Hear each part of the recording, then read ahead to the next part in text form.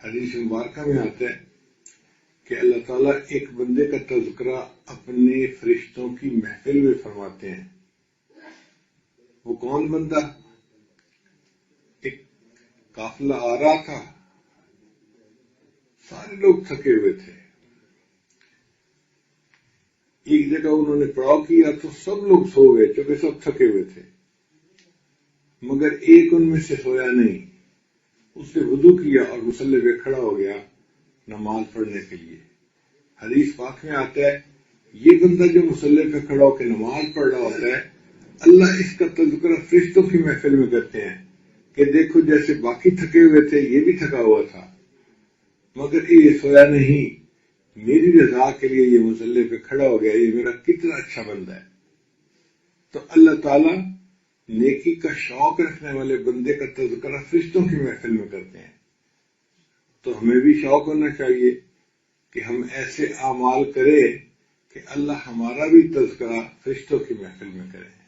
اللہ خوش ہو جائیں میرا کتنا اچھا بندہ ہے جو میری رضا کے لیے یہ سب کوششیں کر رہا ہے، بھاگ رہا ہے، دوڑ رہا ہے، محنت کر رہا ہے مجھے راضی کرنے کے لیے. یہ جذبہ ہونا چاہیے دل کے اندر. ہمارے اکابر میں یہ جذبہ ہوتا تھا اور وہ اپنے وقت کی قدر کرتے تھے اور اس کو نیک اعمال میں گزارتے تھے. تھک تھک کے پھر دوبارہ نیک اعمال شروع کر دیتے تھے. رابعہ بصریہ کے حالات زندگی میں لکھا ہوا ہے ایک بندہ ظہر کے وقت آیا ان سے ملنے کے لیے، تو پتہ چلا کہ جی وہ تو نفلوں کی نیت کر کے بیٹھی ہوئی ہیں. اس نے کہا کوئی بات نہیں، عصر کے بعد آ جاؤں گا. جب عصر کے بعد آیا تو دیکھا کہ وہ تو مراقبہ کر رہی ہیں. انہوں نے کہا مغرب کے بعد آ جاؤں گا. جب مغرب کے بعد آیا پتہ چلا جی اوابین پڑھ رہی ہیں. انہوں نے کہا اچھا عشاء کے بعد آ جاؤں گا. عشاء کے بعد آیا تو پتہ چلا جی انہوں نے تہجد کی نیت باندھ لی اور وہ تو ساری رات قیام کرتی ہیں. ساری رات آتا رہا، دیکھتا رہا اور نماز میں ہے، نماز میں ہے، نماز میں ہے، حتیٰ کہ فجر کا وقت ہو گیا.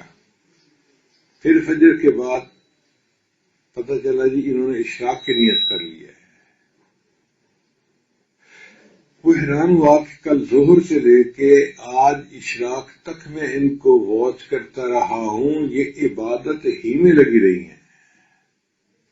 تو ان کی باندی نے بتایا کہ ان کی تو پوری زندگی ایسے گزر رہی ہے، یہ تو عبادت کے سوا اور کچھ نہیں کرتی، بس اپنے رب کو راضی کرنے کی لگن ہے اور یہ اپنے کام میں مگن ہے.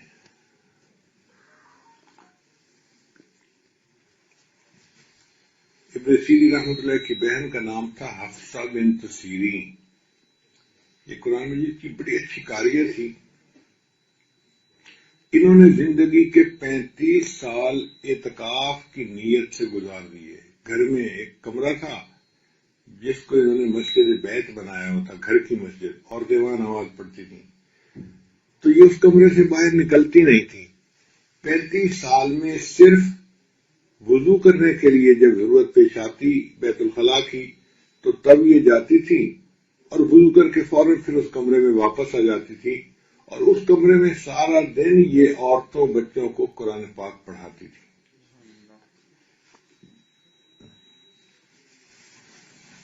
جب رات کا وقت شروع ہوتا تو یہ نفلوں کی نیت باندھ لیتی تھیں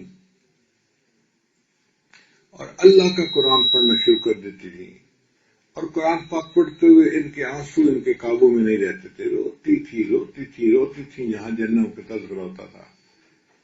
35 سال انہوں نے اسی معمول میں گزار دیے. اللہ اکبر کبیرہ. بلکہ کتابوں میں ایک لطیفہ لکھا ہے کہ ان کی ایک باندی تھی سندھی، تو وہ ہمسائے کے گھر کسی کام کے لیے گئی تو ہمسائے کی عورت نے پوچھا سناؤ تمہاری مالکہ کا کیا حال ہے؟ تو جاہل لڑکی تھی، اس کو کیا پتا. وہ کہنے لگی پتہ نہیں، میری مالکہ جو ہے تو بہت اچھی عورت، لیکن وہ ہر روز عشاء کے بعد مصلی پہ کھڑی ہوتی ہے اور رونا شروع کر دیتی ہے. مجھے سمجھ نہیں آئی کون سا اتنا بڑا گناہ اس نے کر لیا ہے کہ 35 سال میں ابھی تک اس کا گناہ معاف نہیں ہوا.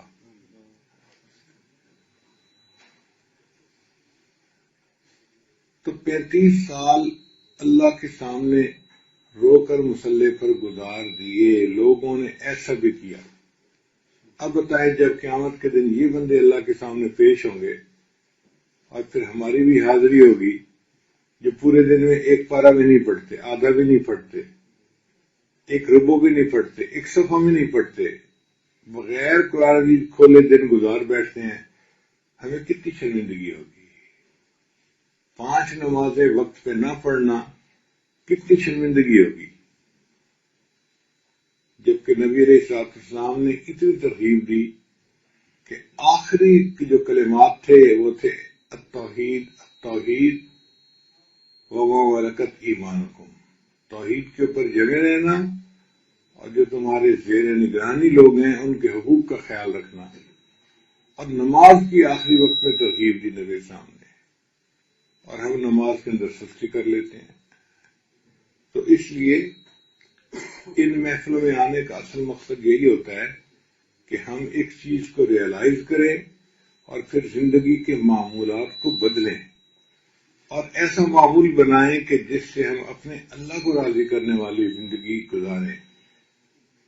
جب اللہ کو راضی کرنے والی زندگی گزاریں گے پھر تھکیں گے نہیں، تھکن کا نام ہی نہیں ہوگا، ہر وقت نیکی کے اوپر لگے رہیں گے، جمے رہیں گے اور اپنا کام کرتے رہیں گے۔